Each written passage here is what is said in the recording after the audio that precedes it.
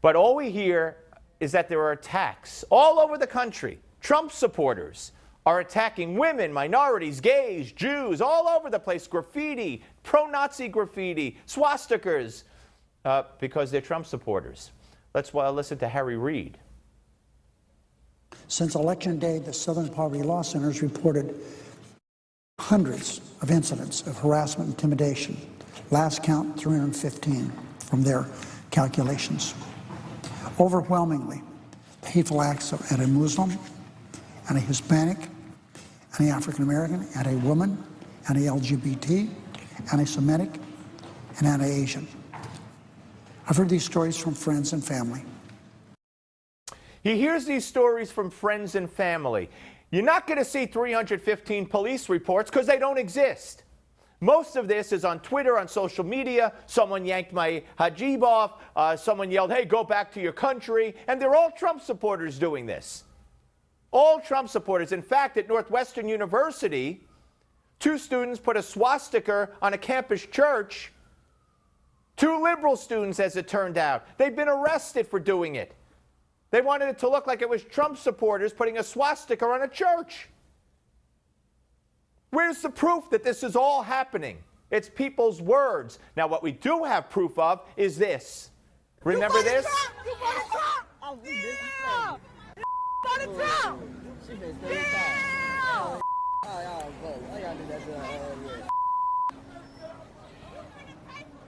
Yeah! Don't vote Trump. Don't vote Trump! Don't vote Trump! Still is good. All right, you don't see that on CNN and the other networks too often, do you? I'm going to keep playing that because that's documented proof of what's going on in this country from the left. And then there's this gentleman who rode a New York City subway the other day. Watch.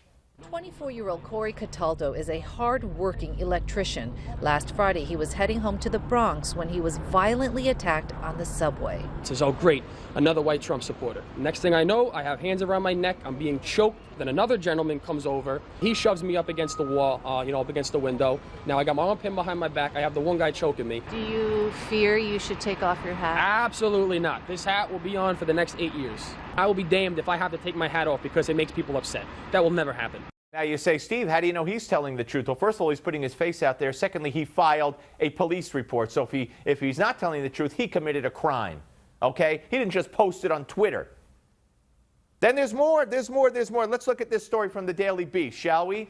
As of Friday, the Southern Poverty Law Center, which I have lots of problems with, folks, had collected reports on over 200 alleged incidents of harassment. And while some skeptics say the unverified reports look like fraud or run-of-the-mill racism, others worry that the incidents forecast a grim future. Let's go to the next one. Okay, this is from VOA News. Just how large a spike in hate crime there has been remains uncertain, however. Several reports have been proven false, and Potok, he's the head of the Southern Poverty Law Center, cautioned that most incidents reported to the Southern Poverty Law Center do not amount to a hate crime. So you see what's going on here. Here is an example of what we're talking about, how it's reported, where they get these incidents from, how Harry Reid's family are getting their information and telling him. Here's a tweet. Not even 24 hours yet, my friend's sister, who's a Muslim, had a knife pulled on her by a Trump supporter while on the bus by the UIUC campus. Really? Okay, next one. Hope they filed a police report. Okay, that's the only one? All right. Anyway, you get the hang of it, don't you? A lot. There's a ton of those kinds of reports. Joining us now, Dick Morris, Newsmax TV political analyst and author of Armageddon, How Trump Can Beat Hillary. Hello, Dick.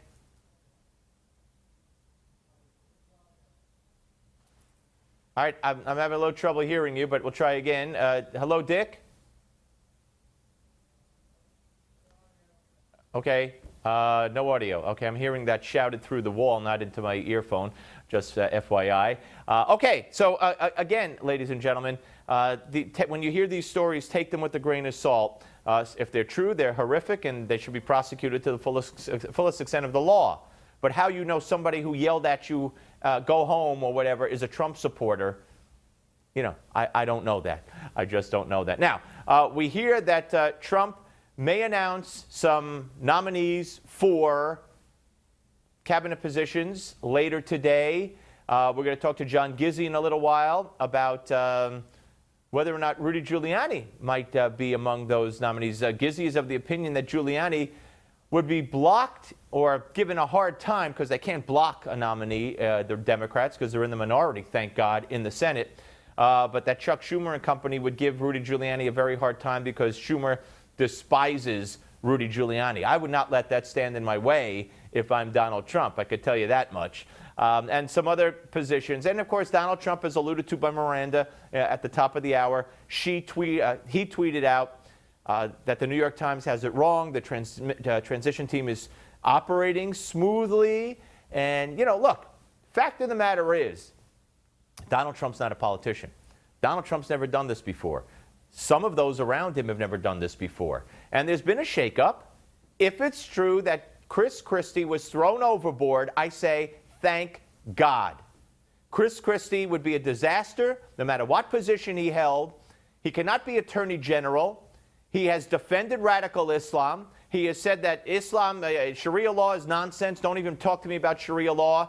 It's a red herring. It's not an issue. It's not a topic. He appointed a radical Muslim judge to the bench in New Jersey who once said when he was defending the Fort Dix 6, if you recall that several years back, when he was defending the terrorists in the Fort Dix 6 thwarted attack at Fort Dix here in New Jersey, that man who now sits on a New Jersey bench said, don't mention Islam and terrorism in the same breath because that one has nothing to do with the other. And this is a man, Chris Christie, appointed to the bench. Now, I don't think that's why Donald Trump has disassociated himself from Chris Christie. I think it goes to two things: Bridgegate and the arrogance and the denial that he is exhibiting, in my opinion, by saying he knew nothing about it, had no idea, zilch.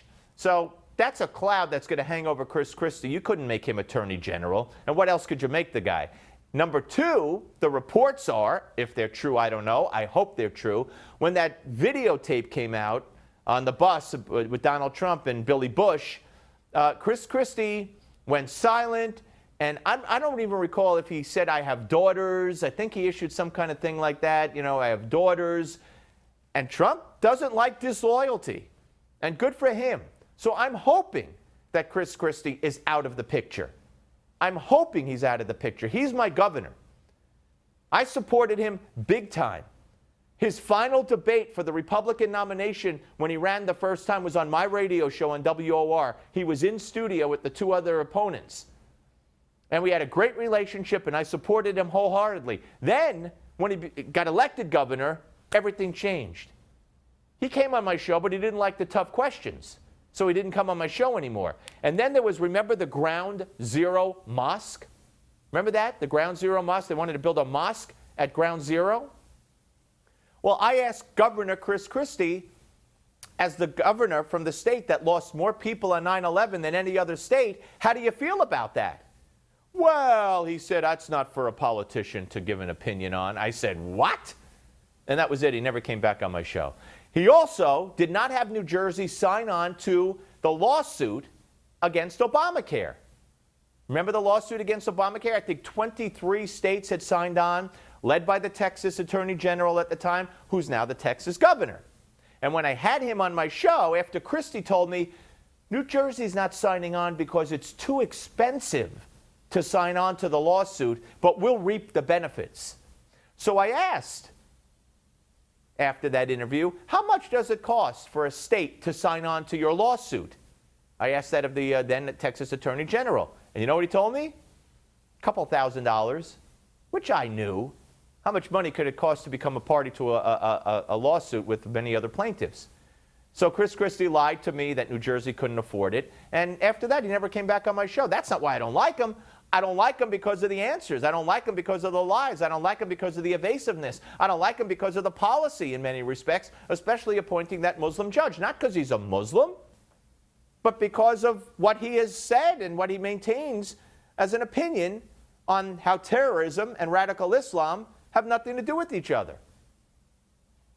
And, you know, that just doesn't sit well with me. So Chris Christie in the Trump administration, and I hope it could still happen, but I hope it doesn't, would be a huge, huge mistake. So bravo to Chris Christie.